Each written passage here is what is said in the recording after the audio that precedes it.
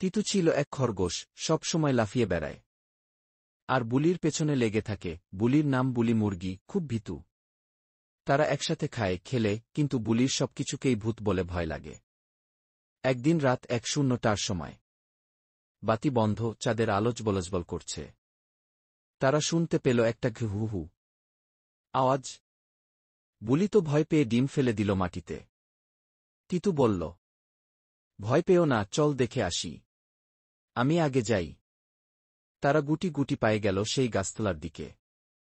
দেখে একটা সাদা কাপড় গাছের ডালে ঝুলছে। তিতু বলল, এ তো কাপড়, কেউ হয়তো শুকাতে দিয়েছিল।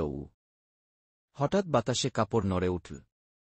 বুলি চিৎকার দিয়ে বলল, ভূত, ভূত, আমি বাড়ি যাচ্ছি।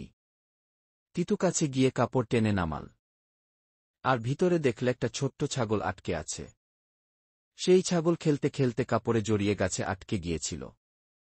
তারা ছাগলটাকে মুক্ত করল, আর বুলির ভয় দূর হল।